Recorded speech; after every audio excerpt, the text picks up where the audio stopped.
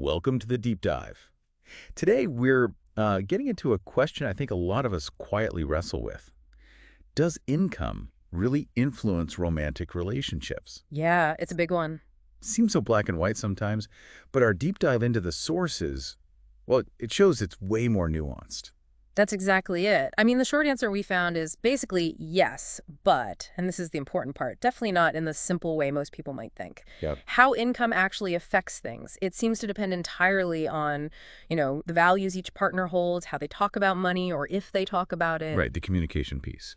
Exactly. And crucially, whether any kind of income imbalance starts to sort of subtly chip away at the core things, respect, maybe power dynamics, or even a sense of freedom in the relationship. So our mission today is really to unpack those less obvious bits, the things that often aren't said out loud. Precisely. Okay, so let's unpack this then. A common assumption is, higher income just equals more power. But the sources we looked at showed something kind of surprising about how power actually works, didn't they? They did. It's easy to fall into that trap, right? Where the person earning significantly more might, maybe unintentionally, create a dynamic of control or dependence. That sort of unspoken, I pay the bills, so I call the shots feeling. Exactly. But is that really what happens in, healthy, thriving relationships? The Mhm. research suggests otherwise. So what did it suggest? Well, it's fascinating. The healthiest relationships, according to what we reviewed, they actively work to decouple income from who gets to make decisions. Ah, okay. So they don't link the paycheck size to authority. Right. It means couples who do well, even with big income gaps, often build this kind of shared financial vision together. It becomes less about who earns more and way more about, mutual understanding and agreeing on responsibilities together. Okay, so beyond those power shifts, what about just the day-to-day? Mm-hmm. How does income difference play out in, the lived experience? Yeah. Our sources brought up lifestyle compatibility as a big one. Oh, definitely. Different incomes can mean really different ideas about spending, right? Or travel, or even saving for the long haul. And if you don't talk about that stuff up front, Yeah. well, I can see how that could brew some silent resentment. Absolutely. And that brings up a good question, maybe for you listening. How open are you about your financial priorities early on?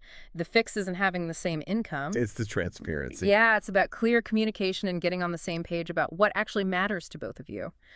One study even mentioned couples who have regular money check-ins, not just budgets, but talking values and dreams, they seem to do much better. Okay, now here's where I thought it got really interesting. This link between income, self-worth, and identity. For some people, their income is just so tied up in their self-esteem, maybe even their social standing. So if one partner feels kind of less than just because they earn less, that could subtly mess with intimacy or spark conflict, right? It really can. And the sources did get into the roots of that feeling. What do they find there? Well, a key thing that came up was the importance of dealing with what some call money shame. Money shame. Yeah, it's not just feeling bad about having less. It's often deeper, maybe tied to how you grew up or cultural messages, making you feel like your actual worth as a person is linked to your salary. And that leads to secrecy. Or avoidance, yeah. Which, just undermines trust. A better way, it seems, involves understanding your own financial identity, like what drives you financially. Is it security, generosity, status, something else? So finding partners with aligned financial identities, not just aligned incomes. That seems to be a really key factor. So ultimately, then, it kind of boils down to shared goals, doesn't it? Are you actually on the same page financially? I think so. Are you both savers? Or is one a spender? Do you value experiences over things or vice versa?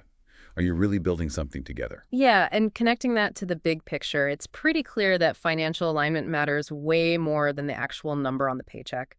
We saw examples where couples with modest incomes were thriving because their vision lined up, they worked as a team. And the flip side.